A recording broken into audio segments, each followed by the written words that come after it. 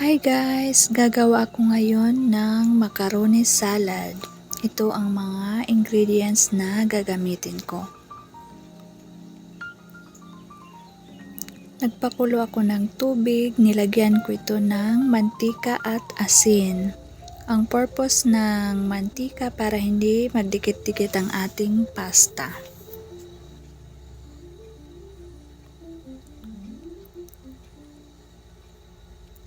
Ibubuhos ko na ang macaroni pasta.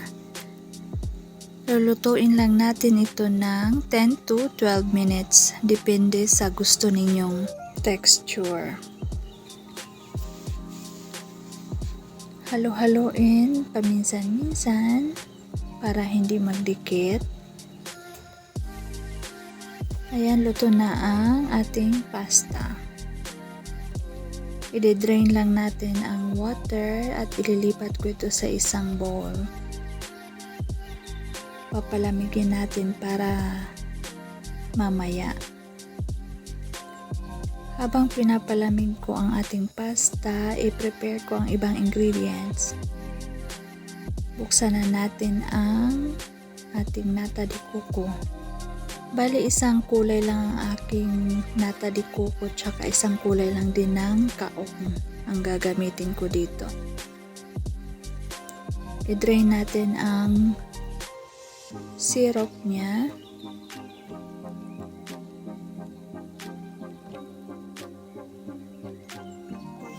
At ilipat sa isang maliit na bowl.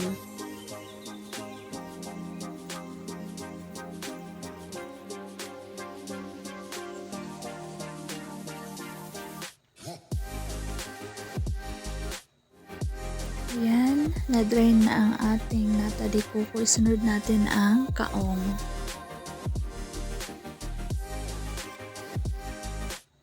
Ganun din ang gagawin sa kaong, i-drain ang syrup niya.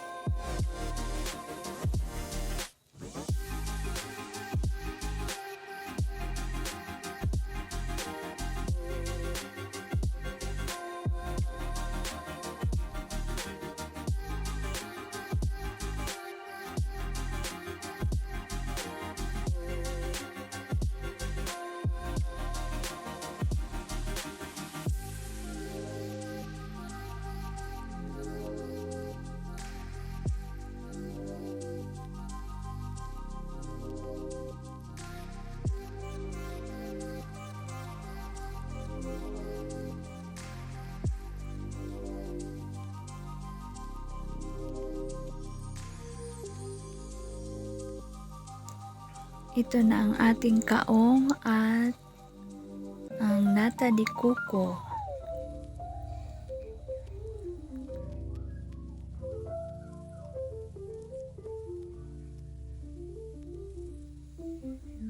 Ito na ang ating fruit cocktail. Buksan lang natin ito gamit ang kutsilyo. Ganito ako magbukas ng lata. Gamit ang kutsilyo lang.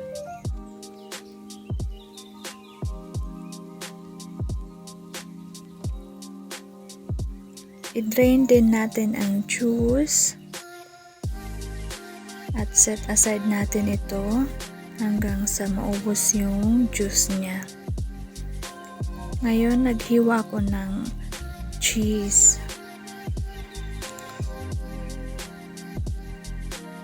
Bali, ganyan lang kaliliit siya. At prepare ko na ang raisins.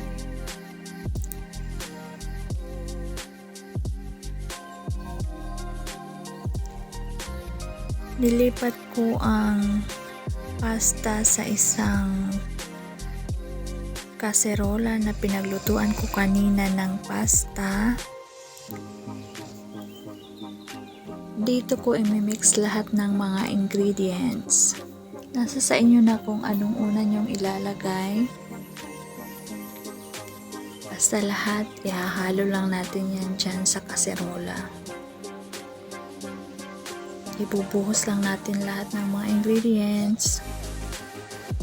Then, mix lang ng konti. Maliit yung kaserolang ginamit ko, kaya dahan-dahan lang ako sa paghalo.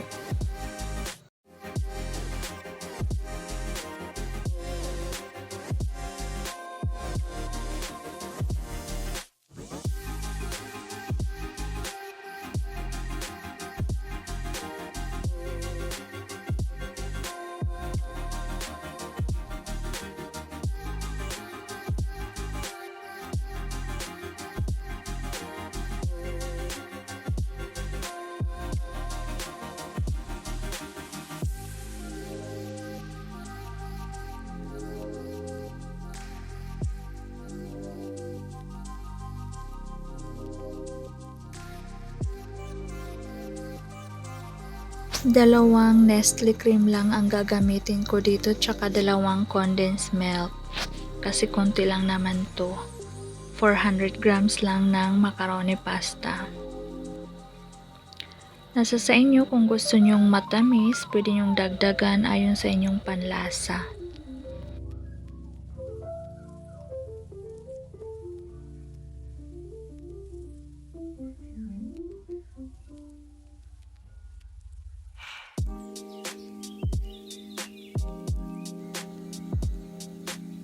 Dahan-dahan lang talaga ang paghalo ko dito kasi punong-puno na yung kaserola.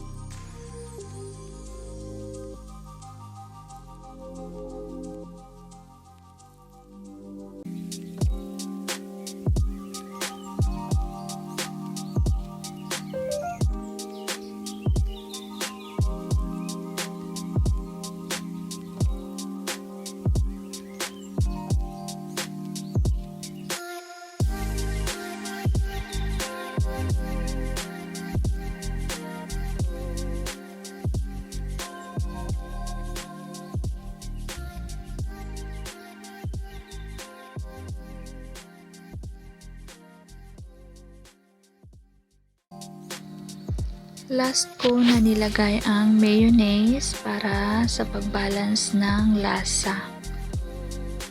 Pantanggal umay kasi itong mayonnaise. Kasi matamis tong dessert natin.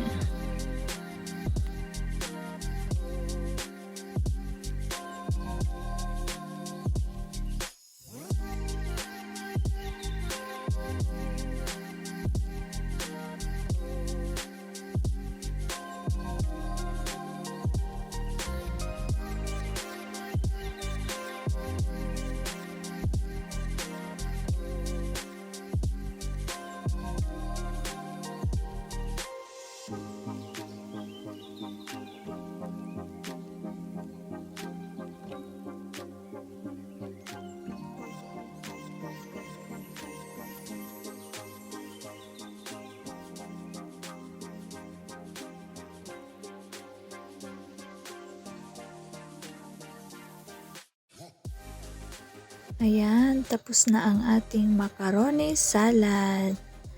Thank you for watching, guys. Don't forget to like and subscribe.